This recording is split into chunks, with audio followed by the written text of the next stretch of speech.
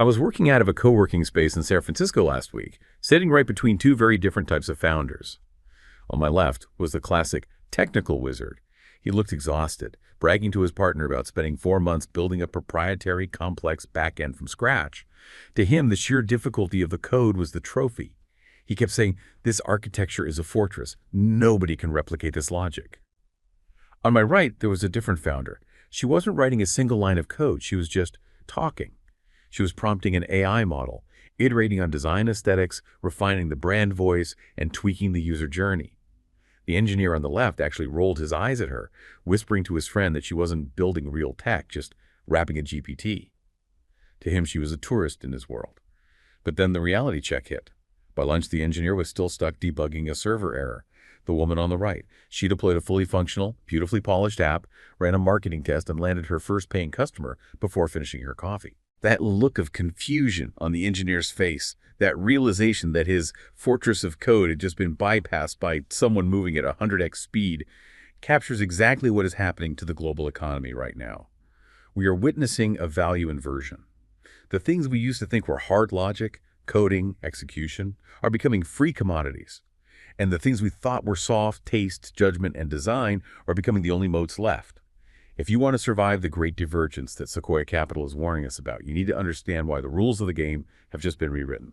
That opening story is, it's just the perfect snapshot, isn't it? It perfectly captures this massive disruption we're all living through. It really does. For years, for decades really, we've equated value with technical complexity. Absolutely. The harder something was to build, the more proprietary the code, the higher the margin you could charge. That was the rule.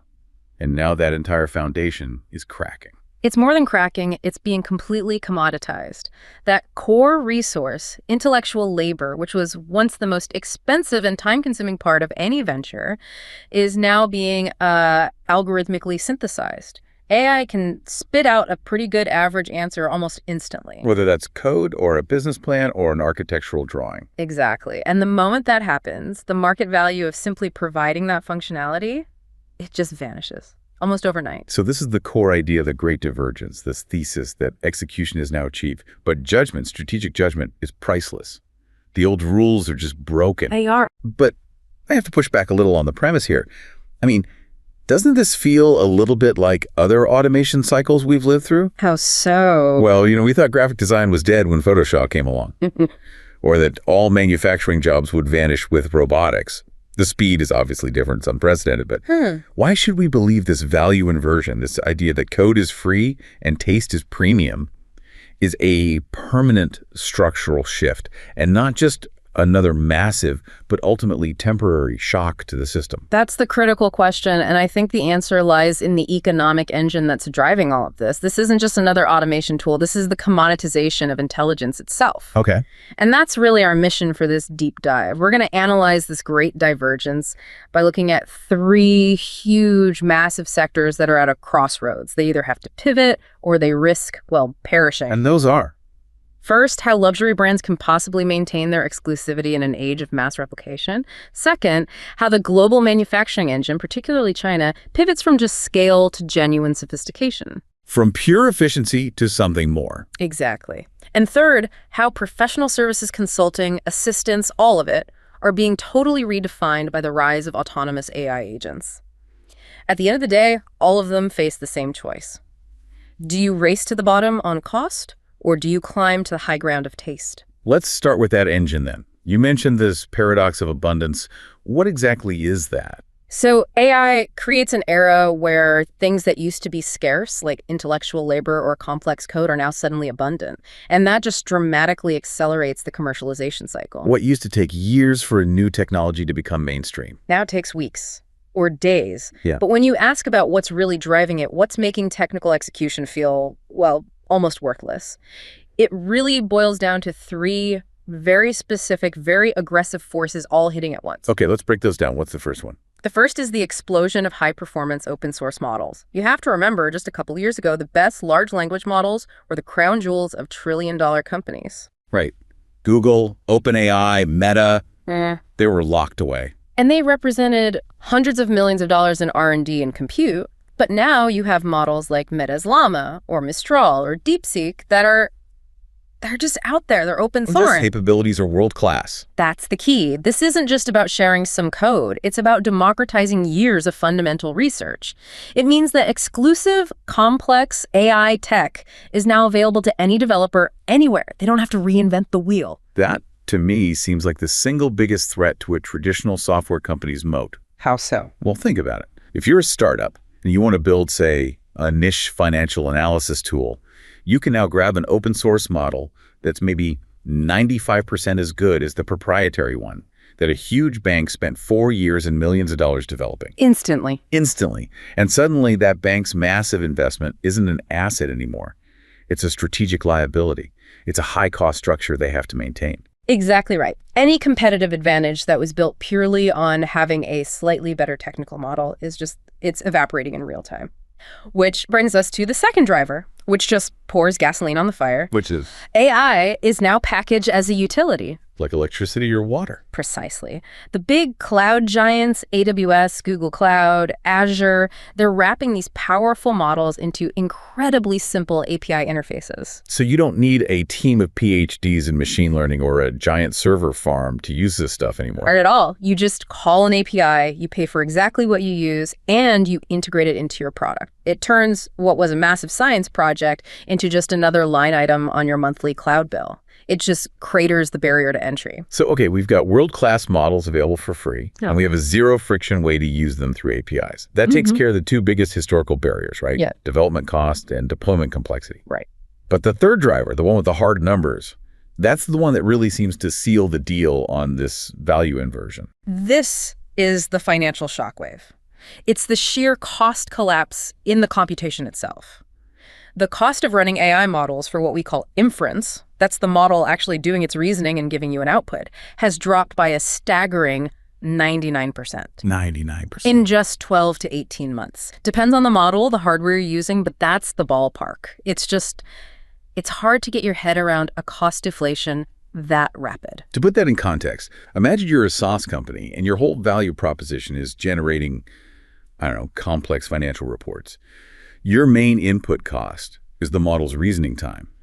If that central cost has been slashed by 99% in under 2 years, your entire business model, everything built around that high smart cost is gone. It's obsolete. You can just hear the emergency pricing meetings happening, can't you?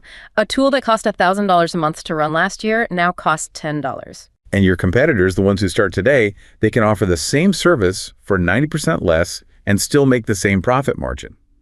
It's impossible for an established company to adapt to that kind of deflationary speed. And it's permanent. This isn't a temporary sale. It's driven by fundamental improvements in algorithms and specialized hardware like TPUs and optimized GPUs. Once the cost of an intellectual task falls that far, it doesn't just bounce back up. Okay, but wait. Let me play devil's advocate again. If execution is so cheap, why can't a big, resource-rich company just use that 99% cost reduction to build an even bigger, more powerful moat?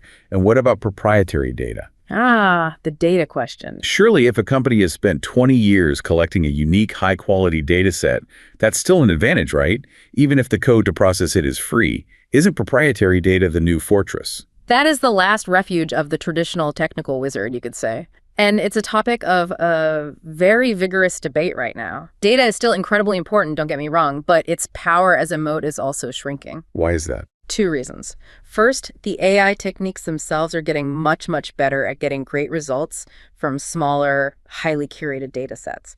The sheer scale of data is becoming less important than the quality. Okay. And second, the market is moving very quickly towards synthetic data generation.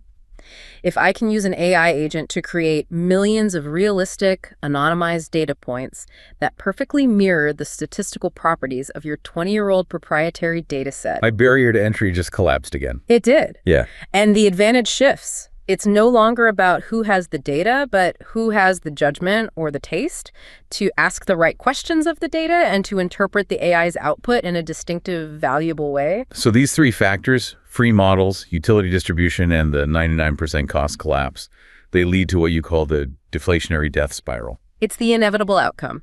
If your only competitive edge is a technical one, you're slightly faster, your logic is a bit better, you're marginally cheaper, that edge is gone, it's erased. And the low barriers to entry mean a flood of copycats. A flood of identical competitors. which immediately triggers a brutal existential price war. We're already seeing it play out with a lot of the lightweight sauce tools. Like basic writing assistants or simple image generators. Exactly. Their profit margins are just being squeezed to nothing until their revenue's actually declining faster than AI can reduce their operating costs. They're trapped. It's like they're on a treadmill where running faster just guarantees you get exhausted quicker. Yeah. So if functionality is abundant, if it's everywhere, the only way out of that death spiral is to find what's scarce. And that scarce resource, that strategic pivot point, is taste. It's the human element. It's judgment, it's intention, aesthetic coherence, cultural relevance, ethical boundaries. It's the sophisticated human input that defines what the machine should build, and just as importantly, how it should feel to interact with it. When we talk about taste, there's no better place to start than the industry that is built entirely on that concept. Luxury. Brands in fashion, automotive, watches, they're all defined by scarcity, by high margins, by a feeling of exclusivity. So the idea of them using AI, which is at its core a technology of mass scale and replication, it feels like a total contradiction. It seems like one for sure. Aren't they risking diluting the very thing that makes them special? That's the tightrope they have to walk. And the smart ones understand it. The goal for a luxury brand isn't to use AI to mass produce. It's to use AI to augment human judgment and to scale intimacy. Scale intimacy. That's an interesting phrase. Think of it this way. You're reinforcing exclusivity by delivering an experience that feels uniquely tailored, almost bespoke, to each individual client. AI becomes the ultimate personal shopper, the ultimate supply chain curator. It's not the mass market designer. And what's fascinating is that the high-end consumer isn't afraid of this. They're actually demanding it, as long as it makes them feel more exclusive. Absolutely. The research on this is very clear. Luxury shoppers are sophisticated. They get that AI can remove the annoying friction points and inject a deep sense of personalization into the experience. So what are they looking for specifically? When you look at what drives their purchase decisions, the top AI-driven benefits they cite are all about uniqueness. 39% want hyper-personalization of their shopping recommendations in store, 35% want it online, 38% want customized deals or offers. They want to feel like the brand knows them, that it sees them and understands them in a way that just isn't possible with manual human effort alone. That's it. And that feeling, that hyper-personalization, it translates directly into more spending. What are the numbers on that? Nearly half of luxury shoppers, 47%, said that this level of personalization would induce them to spend more. Whether it's a perfectly curated list of accessories that match something they already own, or a custom notification about a limited edition launch. It boosts the perceived value. It does. It drives loyalty and it elevates the size of the transaction. And what's really telling is that the highest spending clients, the ones spending over $3,000 a year, are the most enthusiastic.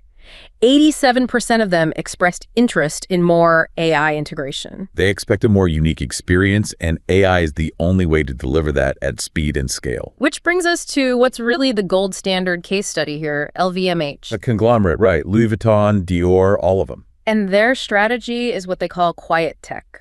They're weaving AI deep into their operations, but they're doing it without making the final high-touch human experience feel overtly digital or cold.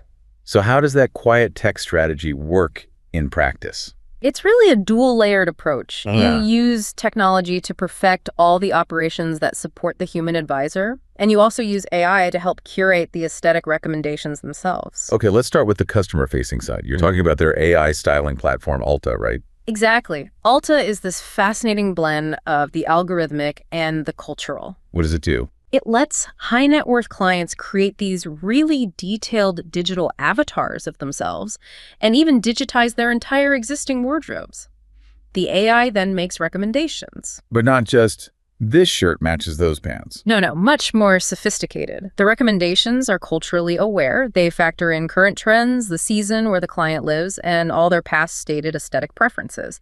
But, and this is the crucial part, LVMH co-signs the algorithm's output with a human cultural authority. What do you mean by that? So, for example, Alta's recommendations have been endorsed by celebrity stylists like Meredith Coupe, who's famous for dressing Michelle Obama. Ah, okay. So you're blending the precision of the code with the validation of human taste. Precisely. The AI does the heavy lifting, sifting through millions of possibilities. The human stylist's endorsement ensures the final recommendation feels like expert judgment, not a cold calculation. The human provides the initial taste, and the AI scales the taste across millions of data points. You've got it. And that's why this whole AI-driven personal styling market is just projected to explode. It's expected to go from about $1.75 billion in 2025 to over $10 billion by 2029. Wow. The market has realized that scaling taste is incredibly profitable, and you see the proof in LVMH's own engagement numbers. The Alta platform saw a 35% jump in engagement among their high-net-worth clients within just 6 months of launching. And these are people who are already spending a lot of money. Right. The AI is still able to deepen that relationship by reducing the risk of a bad purchase, making them feel more confident and more connected to the brand. Okay, that covers the customer side. But you said it was a dual-layered strategy. LVMH is famously obsessed with operational perfection. How are they using AI to help the human client advisors? That's where their internal proprietary AI agent comes in. It's called Mayi. And Mayi is not a customer service bot. No, it's a powerful operational tool. It handles over 2 million internal requests every month from their 40,000 employees around the world. What kind of requests? Everything. HR, finance compliance, optimizing the supply chain, predicting demand fluctuations for specific products in specific regions. It's the operational backbone. And it has reduced their internal processing times by 40%. Which frees up the human employees. It frees the human. For a brand like Louis Vuitton, the AI agents can summarize a customer's entire history, their preferences, past purchases, any complaints, even recent social media activity, and deliver it all in a concise brief to the human advisor right before they meet. So the advisor walks in fully prepared. They don't have to waste the client's time with basic questions. Exactly. They can focus purely on the relationship, the judgment, the aesthetic guidance, the personal connection. That's the element of taste that justifies the premium price. In this model, AI isn't a cheaper artist. It's the world's most efficient research assistant and logistics manager, which allows the human artist to be more intimate and more unique. That makes perfect sense. So we've seen how AI can scale human taste for physical luxury goods. But what happens when you move from high-margin physical products to high-margin intellectual services? A great question. If luxury is about scaling human intimacy, the next leap has to be about codifying that intimacy, that judgment, into autonomous software itself, which I think is the perfect transition to the agent economy. It is the perfect link, because the professional services sector is where we're seeing the true operationalization of this codified taste. The shift to the agent economy is a fundamental one. It's where software stops being a passive tool that waits for you to click a button. And starts becoming a truly autonomous, goal-oriented entity. Right. These agents can plan, they can reason, they can collaborate with other agents to execute really complex, multi-step tasks on their own. So we're not just asking the software to, say, draft an email for us anymore. No, we're giving an agent an instruction like, organize a global hybrid meeting for next month with these 5 executives across 3 time zones, draft an agenda based on last quarter's earnings report, and book all the necessary travel. And the agent does all of it, the planning, the reasoning, the execution across multiple different tools. And crucially, it's dynamic. It doesn't just follow a fixed script. If a flight gets canceled, the agent doesn't just crash. It reasons, it understands the goal, and it replans the entire complex trip. So in this world, the traditional job of, say, a UX designer, an interface designer, it's completely inverted. How do you mean? Well, if the agents are acting on their own, who really cares about where the button is placed on the screen? The core design task shifts from the visual interface to designing the personality and the relationship you have with these entities. Which brings us to this new discipline of agent design. The aesthetic frontier here is something people are calling vibe coding. Vibe coding. Explain that. Since the AI can now manifest almost any design instantly, the designer's job is no longer about painstaking pixel pushing. It's about articulating the emotional and functional intention of the interaction. The vibe. So, for example, do you want your financial planning agent to feel serious, minimal, and secure? Or do you want your vacation planning agent to be playful, conversational, and a little irreverent? Exactly that. The designer defines the feel, flow, and function, and the AI can generate it instantly. The human capacity for sophisticated taste becomes the real bottleneck, not the technical ability to render a design. The designer shifts from building a static screen to orchestrating a complex agent framework. They're defining how agents communicate, when and how they should interrupt the human user, how they build and maintain trust over time, how they navigate ethical boundaries. The human role is all about defining the parameters of judgment. And I can't think of a sector where this transformation is more existential than management consulting. Oh, absolutely. Firms like McKinsey are built entirely on the kind of intellectual labor that AI agents are now commoditizing.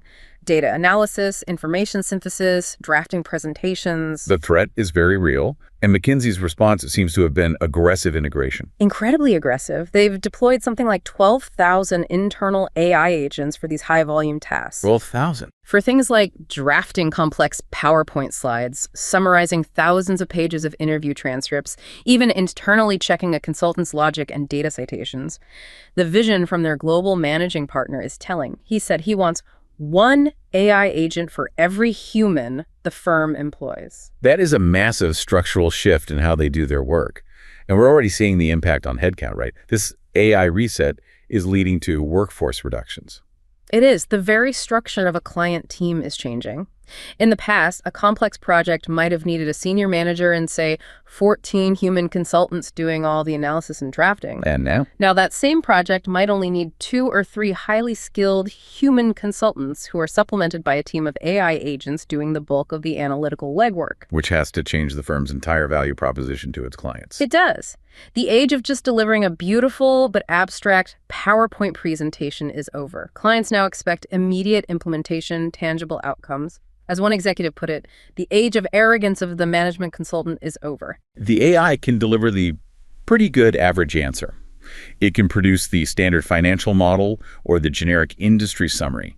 So the human value shifts entirely to providing the distinctive expertise, the custom advice, the judgment. The element of taste. And this is where we're seeing the emergence of a new high-value role.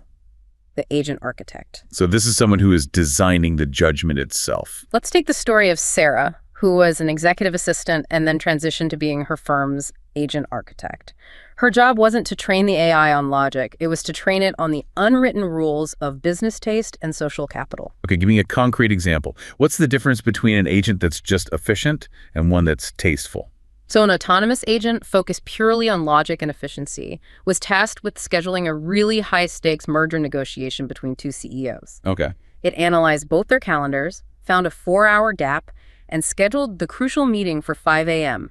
on a Monday. Oh no, that's a disaster. Logically, it solved the problem. It found the open time. But socially, it was a catastrophe. It showed a complete lack of business taste. It failed to understand that in these negotiations, trust and mutual respect are far more important than raw speed. A human knows you don't schedule that kind of meeting before sunrise. Right.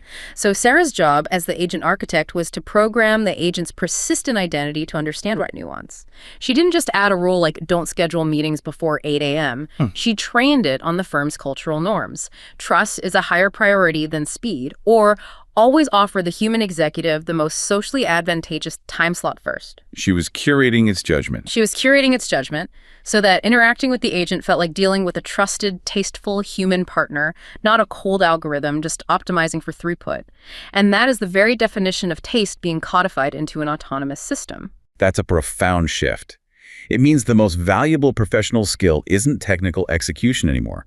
It's the sophisticated human judgment needed to train, curate, and ethically guide these AIs. It's almost a job for a behavioral scientist. It absolutely is. But for this agent economy to really mature, for us to be able to truly trust these things, we need a few massive breakthroughs. What are the hurdles? First and foremost is persistent identity. The agent needs a reliable long-term memory. If it forgets my preferences, our history, mistakes it made last week, I can't entrust it with high-stakes, long-term decisions. And what about the chaos of all these different agents trying to work together? That's the second hurdle. We need universal communication protocols. We're heading towards a world where your travel agent, your financial agent, and your health agent are all collaborating for you behind the scenes. They need a standard language to coordinate without creating conflicts or systemic risks. And finally, I assume, a whole new industry around security and verification. A massive one. We need ways to audit and verify that an agent is operating within its defined parameters of taste and judgment. We need accountability for when things inevitably go wrong. The whole focus is shifting from simply controlling the tech to intentionally and empathetically guiding these digital entities. Okay, we've looked at how taste protects high-margin services. Let's pivot to the other extreme of the economy. Global manufacturing and supply chains. For decades, the competitive advantage of a hub like China was purely on that left path you described. Right. Pure efficiency, massive scale, input-driven expansion. They were, without a doubt, the factory of the world. But if logic and execution are being commoditized, then just being the most technically proficient manufacturer isn't enough anymore. It's no longer a sufficient condition for success. China is facing this huge strategic imperative to move beyond just manufacturing efficiency. And this isn't just an observation, it's official state policy. You're talking about the 14th Five-Year Plan and Made in China 2025. Exactly. They signal a definitive strategic shift away from just quantity towards what they're calling new quality productive forces, which is code for technology-driven efficiency, higher quality, and more value add. They're essentially trying to master the left path to such an extreme degree that it forces them to embrace the right path of taste and brand. And the data on their technological supremacy is just, well, it's staggering. This isn't just about small improvements. No, it's a massive centralized push for leadership across the board. There's data that tracks 64 strategic tech fields, everything from advanced materials to hypersonics. Okay. In 2007, China led in only 3 of those fields. By 2023, that number had jumped to 57 out of 64. 57. They are rapidly outpacing other advanced economies in the actual industrial application of key R&D breakthroughs. And you can see the results of that on the factory floor, especially with automation and robotics. The statistics are just incredible. In 2024, China installed over 295,000 industrial robots. That's more than half of all the new robots deployed globally. More than half. Their robot density is now at 470 robots per 10,000 workers. That figure surpasses traditional industrial powerhouses like Germany, Japan, and the US. That level of automation makes their cost leadership, that left path, almost unassailable. And you couple that automation with their huge push into green energy, which gives them another efficiency advantage. The scale of their renewable manufacturing is just unmatched. China installed more solar PV capacity in 2024 alone than the rest of the entire world combined. More than the rest of the world combined. Think about what that means. It's a strategic investment that ensures they have a long-term, globally unmatched cost efficiency on their energy inputs. So you combine extreme automation with cheap green power. Their production efficiency just can't be beaten. That's what mastery of the left path looks like. And this mastery is what's leading to what you call export convergence, with the new 3 industries driving their economy forward. The new 3 are electric vehicles, lithium batteries, and solar modules. These categories are now rivaling traditional electronics as China's biggest exports. It's a clear signal that they're repositioning at the high end of the global supply chain. But here's the critical challenge. This is the pivot point. Being the cheapest, most efficient, most technically competent producer of an EV battery does not guarantee that someone in Europe or North America will want to buy the car itself. That is the divergence point for every one of these Chinese companies. If execution is a commodity and anyone can build a technically sound product cheaply, how do these brands avoid that death spiral on the global stage? They have to cultivate brand taste. They have to build differentiation. And the good news for them is that global perception seems to be shifting already. It is. Consumers worldwide now rate China as the #2 global brand builder, second only to the US. It suggests that firms like Huawei, BYD, and Shein are starting to successfully export not just products, but culture, innovation, and a sense of identity. They are actively pivoting to the right path. So how are they actually doing it? How are these brands adapting their sense of taste for different global markets? The most sophisticated ones are using a strategy of agility and hyperlocalization. The EV giant BYD is the perfect example.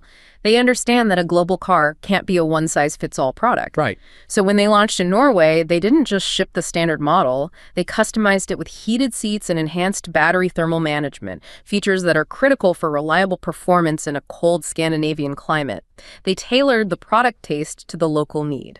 And it's not just the product, it's the messaging, the brand's personality that has to adapt to the local cultural taste. Precisely. The brand taste has to be localized. In Europe, BYD's marketing heavily emphasizes sustainability and ethical sourcing because that aligns with the dominant consumer values there. But in Latin America, the messaging is completely different. It pivots to ruggedness, affordability, and reliable access to charging infrastructure. They're tailoring the brand's vibe to that market's specific economic and infrastructural realities. That agility is everything. we're also seeing a strategy of delivering premium value but at a more accessible price. Right, especially in home goods. Look at a company like Hair, the appliance manufacturer. They're not competing to be the absolute cheapest. They're competing by delivering innovative tech, stylish design, and energy efficiency that rivals top Western brands, but at a price point that's significantly more accessible. That blend wins on perceived value, which is a huge component of taste differentiation. And their expertise as digitally native companies gives them a huge advantage, especially when they're exporting to Western markets that are often a bit slower to adopt that kind of deep digital integration. Absolutely. Take Tia, the new style tea brand. A key part of their global positioning is being seen as an innovative, digitally native brand. How does that manifest? Well, they provide QR codes on their products that link to electronic ingredient lists, which builds transparency and trust, and they fully integrate mobile ordering and contactless payments through partnerships with global providers. The whole experience feels fast, frictionless, and modern. It's a taste of the future. But this divergence isn't just a one-way street of Chinese brands going global. There's a battleground at home. You call it the reverse divergence. Yes. This is where foreign brands have to adopt a deep, authentic cultural taste just to survive in the hyper-digital and culturally sensitive Chinese market, especially with the rise of the Guoqiao movement. A pride in homegrown aesthetics. Global prestige is a perishable asset in that environment. You have to localize deeply, far beyond just translating your marketing copy. Disney's success with the character Linnabelle is a masterclass in this. They created a brand new character, a pink fox, exclusively for the Shanghai market. What was it about Linnabelle that resonated so strongly? She was specifically engineered to embody culturally preferred traits. Curiosity, kindness, emotional intelligence. These are traits that are highly valued in modern Chinese consumer narratives. She wasn't just a reskinned Western hero. She was a new creation built from the ground up to connect emotionally. And the results were huge. The launch generated over 300 million views on Weibo. It's proof that you can't just rely on your global brand name to carry you. You have to create cultural taste on a local level. And the cost of failing to do that is pretty stark when you look at the coffee wars. The clash between Starbucks and the local competitor, Luckin Coffee, illustrates the divergence perfectly. Since 2021, Starbucks has seen its brand metrics decline among Chinese consumers in differentiation, relevance, and esteem. They relied too much on their global playbook. They did. Meanwhile, Luckin Coffee, which operates seamlessly within that local hyper-digital ecosystem, uses aggressive pricing, that's the left path, but combines it with hyper-local convenience and cultural relevance, that's the right path. They've gained across all those measures, proving that even a global giant has to constantly earn its place with deep, localized taste, or it will face irrelevance. So we've navigated this whole landscape. The commoditization of code, the rise of taste across luxury, the future of work with agents, and global manufacturing. It all seems to crystallize into this one concept, the Great Divergence, this one strategic choice that every company, every professional has to make right now. That's it. You have the left path. Cost competition. This is the road of pure efficiency, of winning on price, of using AI to automate everything and chase that 99% cost reduction. It's a massive market, but the margins are razor thin and the competition is absolutely brutal. And on the other side, you have the right path, taste competition. This is the road of intentional design, deep user insight, brand loyalty, and high-margin exclusivity. Here, AI isn't used to automate the final product. It's used to amplify human judgment and scale intimacy. And the real danger isn't necessarily choosing the wrong path. It's trying to choose no path at all. It's being stuck in the middle. That is the danger zone. The company that's neither cheap enough to compete with the cost leaders, nor differentiated enough with unique taste to command a premium. The average company. Their space in the market is just going to be violently squeezed from both sides. In the AI era, being average is a death sentence. It is, because your core functionality can be replicated instantly at a fraction of your cost. Which means the most valuable professional skill set is also changing. It's no longer just about technical execution. It's about that sophisticated human judgment needed to train and curate these AI systems. It is. We're seeing the rise of what some are calling the super IC, the super individual contributor. What does that person look like? This is a hybrid professional, someone who blends leadership, business acumen, and an understanding of technology, but whose core strength is the human-centered expertise needed to curate AI. It's a skill set that blends behavioral science to understand human needs with interaction design to shape the flow of these digital interactions and deep systems thinking to understand how to build and audit these complex agent frameworks. The super IC is the human who designs the judgment. They define the parameters of taste. So the biggest success stories in this next era of business won't be defined by technical control over the machine. No. They'll be defined by the intentional and empathetic guidance of these AI systems. The future really does belong to those who can successfully bridge these worlds, the world of function, feeling, of human and machine, to create real, enduring value.